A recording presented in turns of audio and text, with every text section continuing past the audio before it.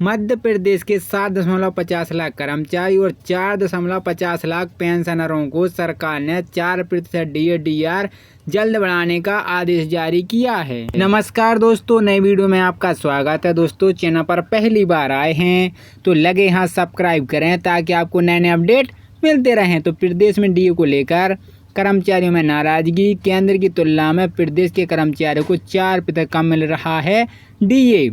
केंद्रीय कर्मचारी की तुलना में मध्य प्रदेश के अधिकारी कर्मचारियों को 4% महंगाई भत्ता DA का मिल रहा है। जनवरी 2024 से इन कर्मचारियों को DA 50% हो जाना था, पर अब तक सरकार स्तर पर कोई सुगबुगाहट नहीं है, जिससे कर्मचारियों की नाराजगी बढ़ती जा रही है।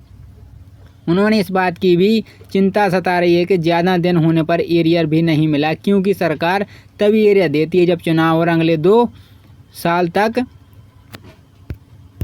कोई चुनाव नहीं है। कर्मचारियों को DA में साल में 2 बार जनवरी और जुलाई में वृद्धि की जाती है। केंद्र सरकार जनवरी 2024 से अपने कर्मचारियों का DA 4% बढ़ाकर 50% कर चुकी है।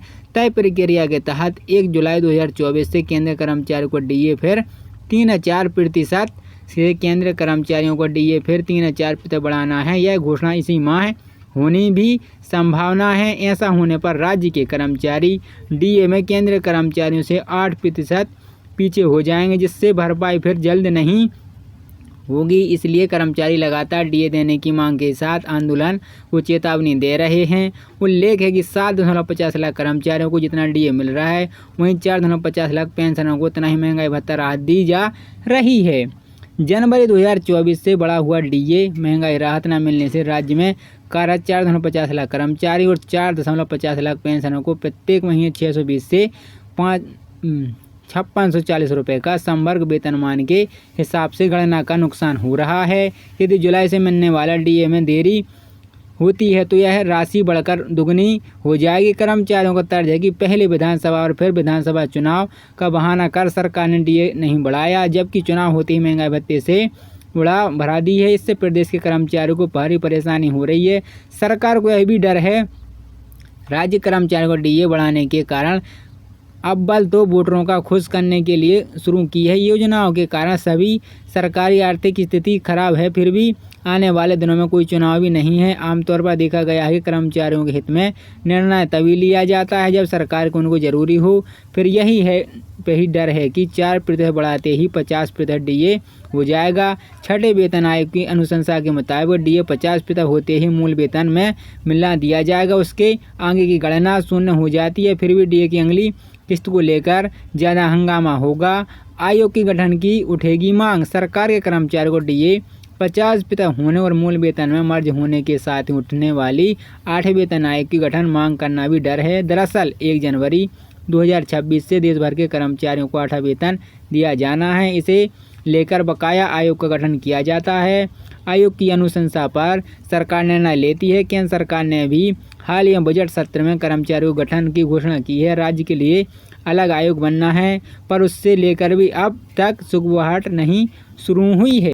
2 दिन लिस्ट में शामिल शिक्षकों की हुई काउंसलिंग। आज जो छूटे उनकी बारी। 69 शिक्षकों बुलाया गया था, 25 आए नहीं और 10 ने पदोन्नति लेने से कर दिया इनकार।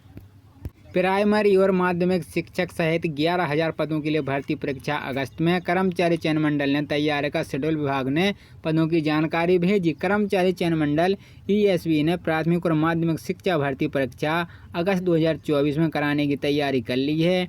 इसमें 2018-2023 में पात्र परीक्षा पास कर चुके अभ्यर्थी शामिल हो सकेंगे। ESB प्रदेश में 9,000 शिक्षक समेत विभिन्न विभागों में 11,000 पदों के लिए भर्ती परीक्षा कराई जाएगी, जिसके लिए परीक्षा का कैलेंडर तैयार कर लिया गया है।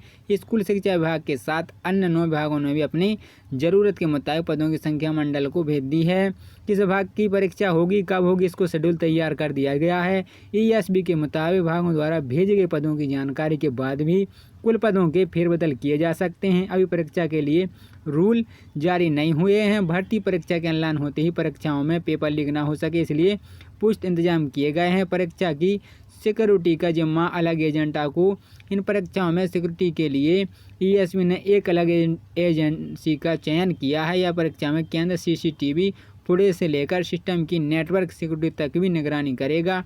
ताकि गड़बड़ी और गुंजाइश ना रहे। चयन मंडल की परीक्षाओं में प्रवेश पहली बार किया जा रहा है।